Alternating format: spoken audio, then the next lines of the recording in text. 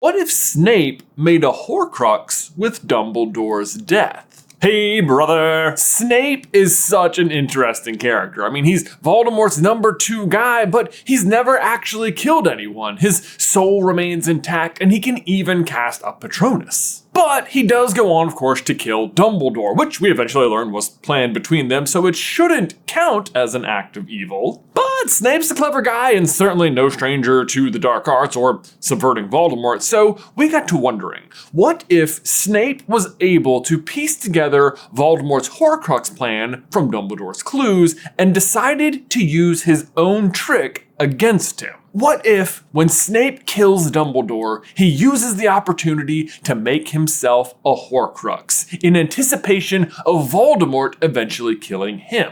Would he survive to the end of the story? Would he end up just replacing Voldemort, possibly challenging him? Or would he still help Harry? Could he still cast his Patronus then? And how would Harry find the sword if he couldn't? There's certainly a lot to consider with this one, but today we find out, what if Snape made a Horcrux?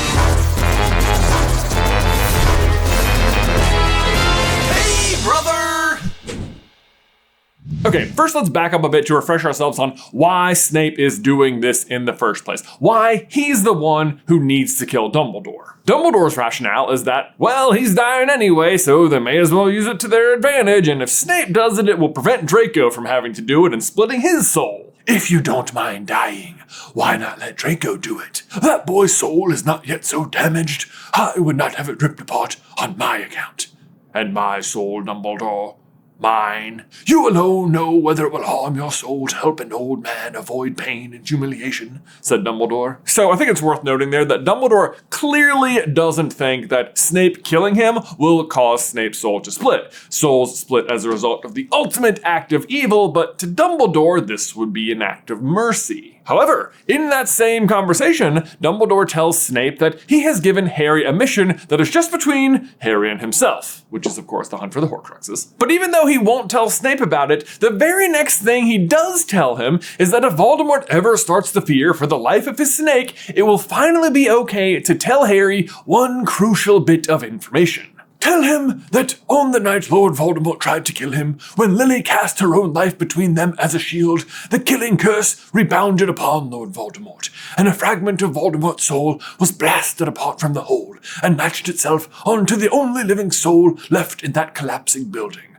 Part of Lord Voldemort lives inside Harry, and while that fragment of soul, unmissed by Voldemort, remains attached to and protected by Harry, Lord Voldemort cannot die. So Dumbledore doesn't tell Snape that Voldemort intentionally made a bunch of Horcruxes, but he does tell him that Harry is one, even if he doesn't actually say the word Horcrux. But here's the thing.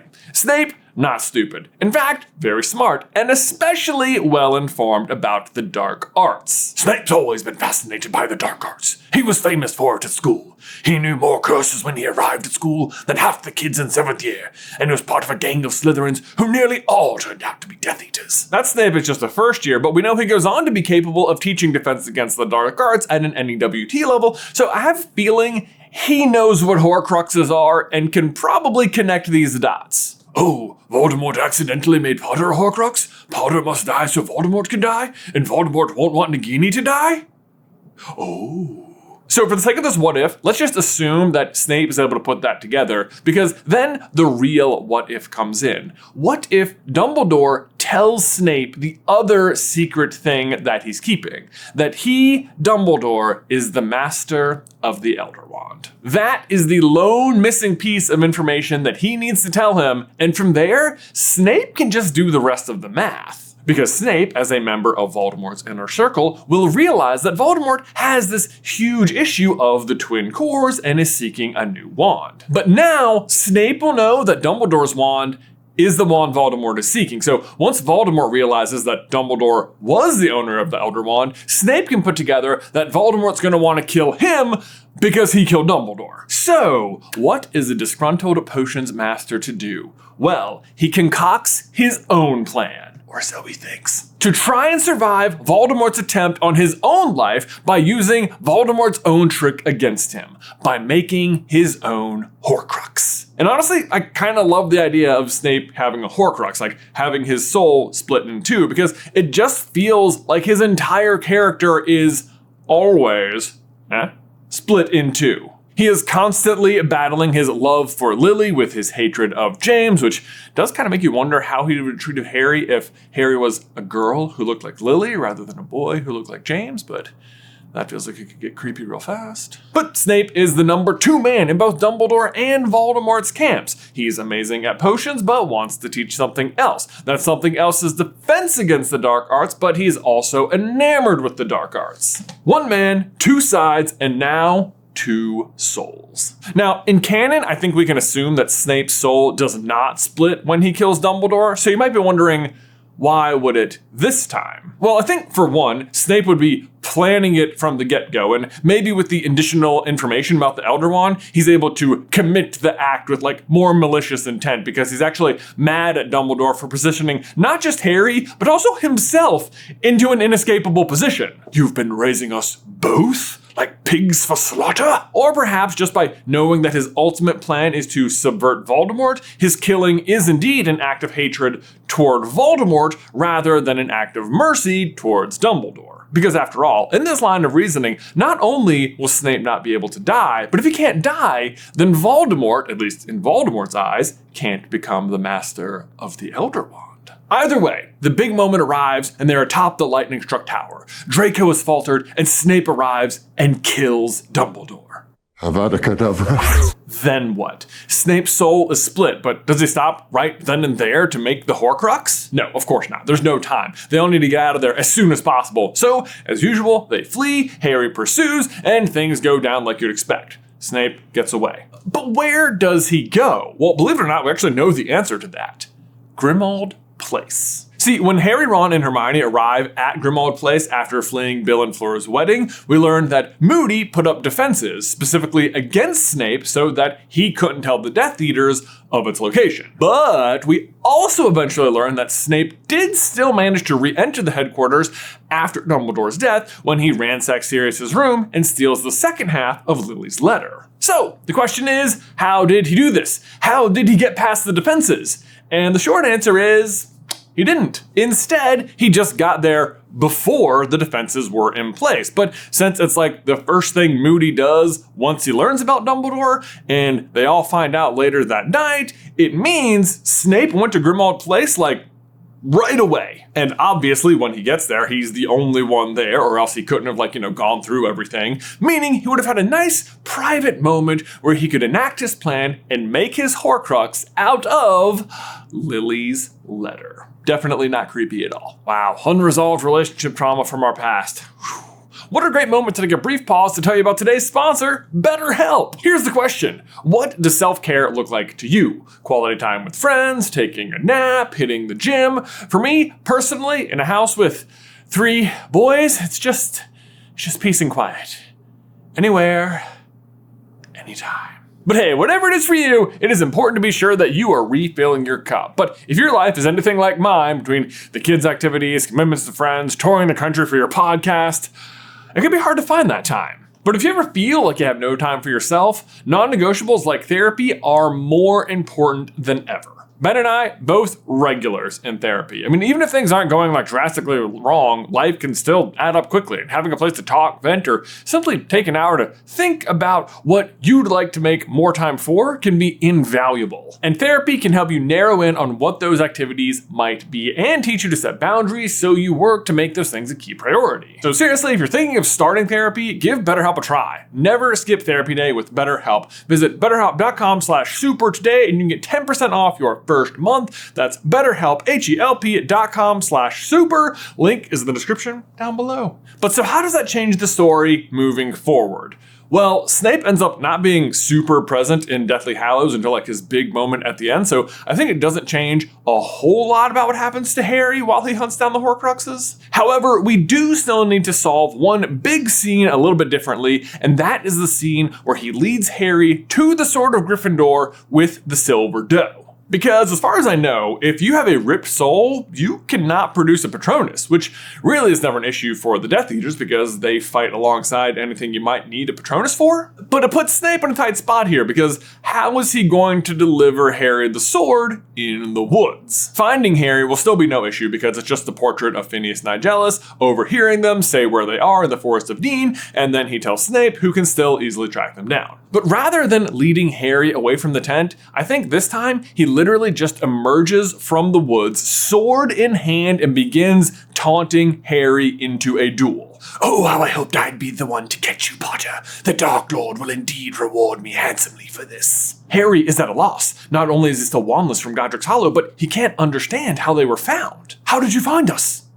You are so easily trackable, Potter. I am surprised you made it this long. Unfortunately, the Dark Lord wants you alive, or I would revel in killing you myself. Surrender yourself now. You are no match for the Half-Blood Prince. Harry produces Hermione's wand from his robe. He considers making a break for Hermione and apparating, but it was no good. She's still asleep, and they'd have to leave everything behind. Plus, Snape is carrying the sword. This was his chance. His chance to not only get the sword, but to also avenge Dumbledore. The thought flashed through his mind, and he felt his anger rising. Expelliarmus! He yelled, but Snape casually blocks the spell. You still never learn to close your mind, Potter. I can read you like an open book, Snape says, advancing toward Harry, parrying spell after spell. Harry stumbles backwards, trying to avoid Snape's advance, but trips over a root. Snape is before him, sword raised high above him. Which, from Snape's point of view, this is where he's trying to give Harry an opening to disarm him so that Harry can take the sword. Expelliarmus! But it wasn't Harry who yelled it. Harry searched for the edge of the clearing for whoever cast the spell and saw to his disbelief, Ron! Ron stood holding the sword in one hand, his wand in the other, looking somewhat dumbfounded.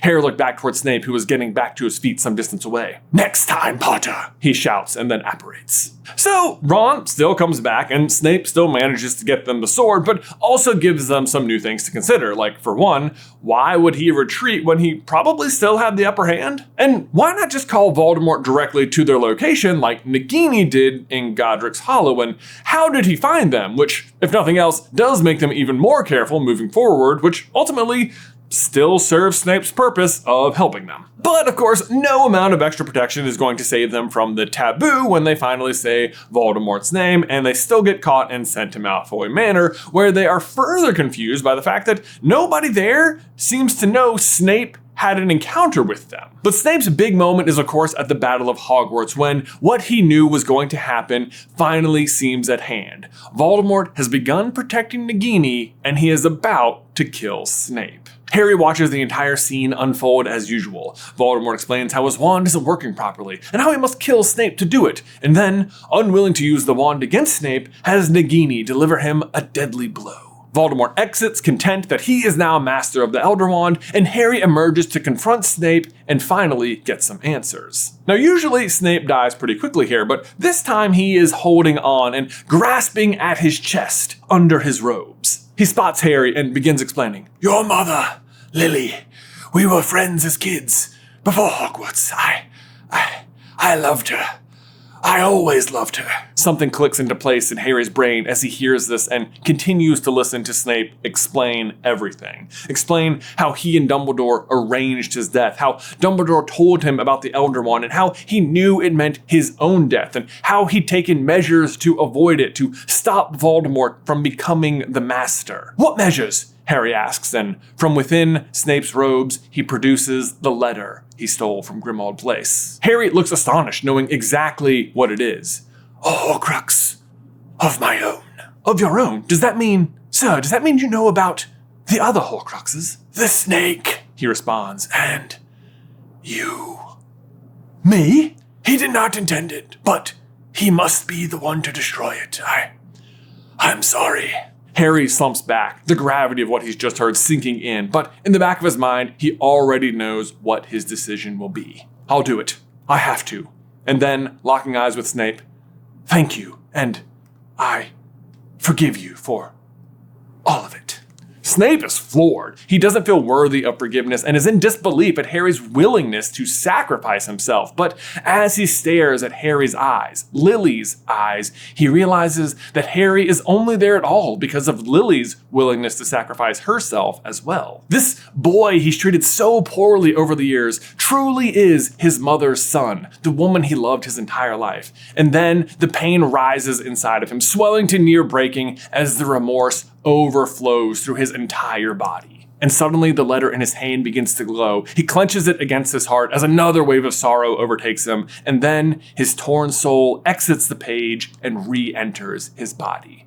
It is mended, and he is whole once more. And this would actually have been Dumbledore's plan the whole time around, and why he would have told him about the Elder Wand, because he knew Snape would piece it all together and prevent Voldemort from mastering the Elder Wand, because Dumbledore didn't count on Draco doing his thing. But more importantly here is that Dumbledore believed Snape was capable of the remorse required to repair one's soul. But I suppose the question I have for you guys here is then, do you think the poison from Nagini would go on to just immediately kill him anyway and he dies as a whole man? Or does the mending of his soul also somehow cure the venom in the process and he just goes on to live a happier, more pleasant existence? What do you think happens?